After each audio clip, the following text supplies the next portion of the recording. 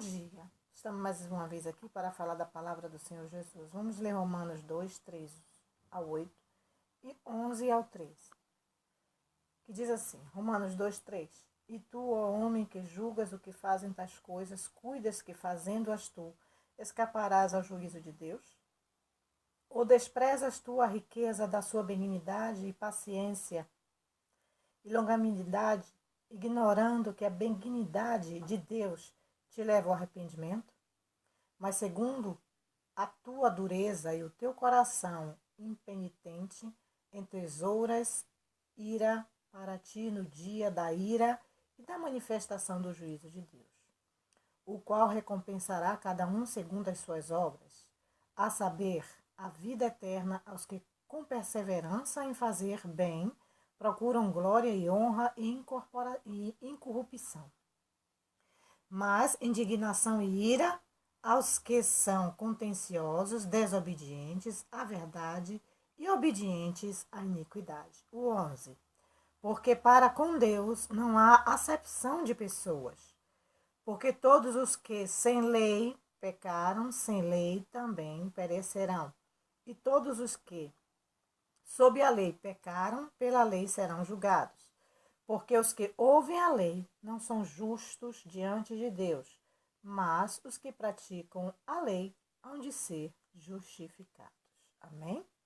Bem, então aqui nós estamos diante de alguns princípios, ou dos princípios e os trâmites de Deus acerca de seu perfeito e justo juízo em relação às suas criaturas. Deus, Ele é o supremo legislador e juiz de todos.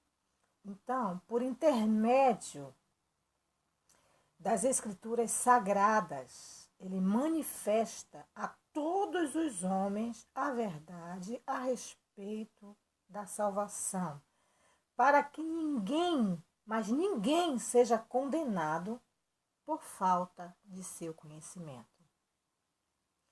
Bem, vamos estar falando agora um pouco dos moralistas, né? Nos tempos de Jesus, devido à cegueira espiritual, os moralistas do tempo de Jesus, eles afirmavam que os criminosos e depravados estavam sob o juízo divino. Eles, porém, os moralistas, né, eles achavam-se completamente seguros, porquanto julgavam-se perfeitos, sem pecados, homens limpos. Podemos ler isso lá em Mateus 23, do 25 ao 28. Fala a respeito dos moralistas. Bem, então, nos dias de Paulo, a maioria dos judeus ele achava que podia ser justificado diante de Deus através de suas obras maiores, morais e religiosas. Então, se alguém fracassasse na realização destas obras, perderia a parte de sua recompensa. Mas, como descendentes de Abraão, eles haveriam de escapar do juízo. Nos nossos dias, os moralistas de hoje, eles professam a fé cristã sem vivê-la. São religiosos? Sim, são religiosos. Agora, todavia, sem salvação, pois não seguem o Salvador Jesus Cristo de Nazaré. Muitos veem no batismo a garantia da vida eterna. Esquecem-se, contudo, do compromisso de fidelidade a Deus. Então, apesar das boas obras realizadas, ninguém pode obter a salvação sem primeiro conhecer que é a Deus, reconhecer que é pecador, incapaz de si próprio alcançar a justiça divina. Amém, queridos? Que é necessário que Deus faça isso, que que você, diante do Senhor Jesus, se reconheça pecador. Então, Paulo, ele afirma que os tais estão sob condenação. Então, as pessoas que não reconhecem o seu pecado estão sob condenação. Podemos ler isso lá em Romanos 3, 9 e 32. Amém? Bem, princípios da justiça de Deus. Deus, ele julgará o segredo dos homens. Amém?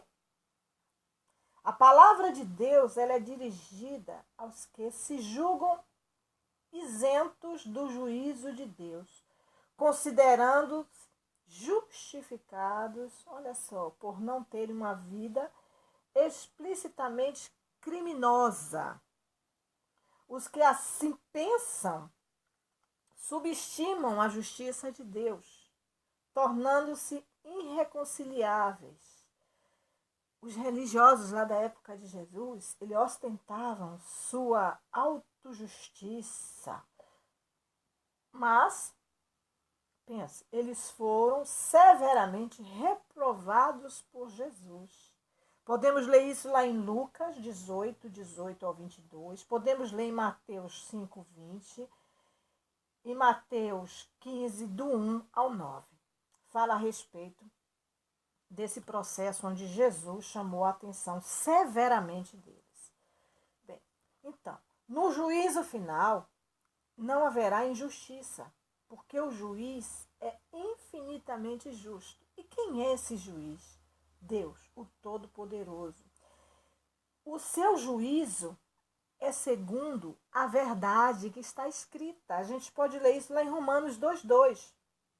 Quanto mais conhecimento acerca da verdade nós tivermos, mais responsabilidades e mais responsabilizados seremos diante de Deus. Amém?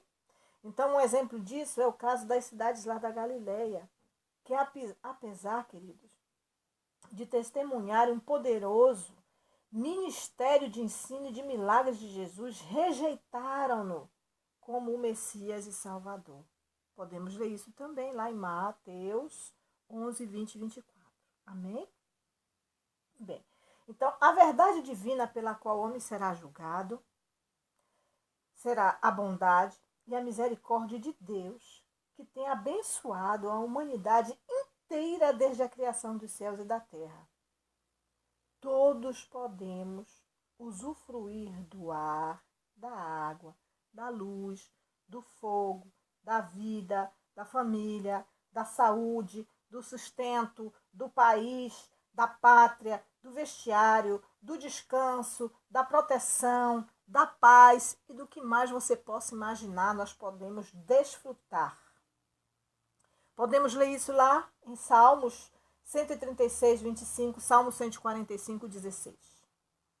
Então, o homem natural, em sua irracionalidade, ele não percebe que a mão de Deus é que provê todas as coisas por sua longanimidade e graça. Então, o homem, vivendo nas trevas, ele não enxerga os seus próprios pecados, a menos que seja convencido pelo Espírito Santo. Os tais, eles não sentem tristeza por pecarem contra Deus e nem se compungem em seu coração, e nada eles lembram os que converteram no dia lá de Pentecostes. Precisamos lembrar, louvado seja o nome do Senhor Jesus. O pecador legalista, amado, ele julga e condena os outros, considerando-se incompassível, inculpável de seus erros diante de Deus. Conforme ele se vê, eu sou perfeito, eu não peco. O que eu faço é em favor dos outros, eu sou bom. Então, quero te dizer que ele será réu de maior juízo. Quanto ao hipócrita, pode enganar os homens ao frequentar a igreja, mas não engana a Deus. No julgamento, o destino do hipócrita será o mesmo do servo mau, o lago de fogo onde haverá pranto e ranger de dentes. Mateus 24, 51.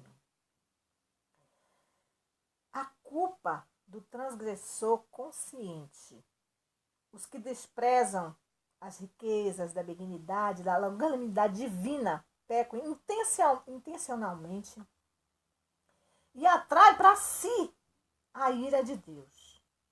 Podemos ver isso em Romanos 2, 4, 5, e Romanos 18, 24, fala a respeito. Nota-se, lá no versículo 5 de Romanos, o caráter de culpa cumulativa de uma vida de contínuo desprezo à bondade de Deus. Então, as riquezas da benignidade de Deus, no versículo 4, são a sua multiforme graça, longanimidade, providência, abarcando todas as esferas da nossa vida. Então, o objetivo de Deus, conforme a sua infinita graça e benignidade, é convencer o homem do pecado e conduzi-lo ao arrependimento. Então, quem despreza os cuidados de Deus está entesourando ira para si mesmo. Então, quero te dizer que as obras e o julgamento de Deus é segundo a sua verdade, justiça e santidade. Romanos 2, 2, 3, 4, Romanos 9, 14, Salmos 96, 13, Deuteronômio 32, 4, Apocalipse 16, 7. Tudo isso está falando a respeito disso. Entretanto, amado, Deus não deseja a ruína do pecador, mas a sua salvação. Tem vários textos onde fala a respeito disso. Amém? E a única maneira de escaparmos do juízo de Deus é termos a Cristo como Salvador e Senhor das nossas vidas. Bem, as obras do crente são decorrentes da salvação já operada. Seja nós fomos salvos pela fé para a prática das obras, das boas obras, das obras, para as obras de Deus. Amém? Então, querido, eu quero te dizer o seguinte, que, contudo, quem viver de forma ímpia, pecaminosa, não poderá usufruí-la, tornando-se réu do juízo divino. Andemos, pois, em novidade de vida, para que o nome de Deus seja eternamente glorificado. Não seja fingido, seja verdadeiro. Eu costumo perguntar, quem sou eu? Mas não é o quem sou eu para as pessoas, é o quem sou eu para com Deus. Porque as pessoas podem dizer que eu sou muitas coisas, algumas pessoas podem dizer, mas ela é tão boa, ela é perfeita, a gente não vê erro, a gente não vê prática do pecado, mas quem sou eu diante de Deus? Quem é você diante de Deus?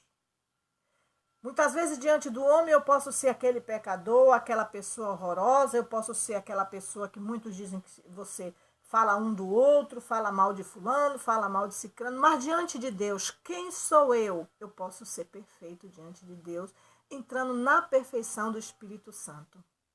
E você não pode estar vendo isso em mim, porque quem conhece o coração do homem é Deus. Então eu continuo perguntando para mim, quem sou eu diante de Deus? Então faça essa pergunta, quem é você diante de Deus? Porque os homens não conhecem o seu coração. Não conhecem as suas atitudes fora da presença deles. Mas Deus te conhece fora e dentro da presença dele.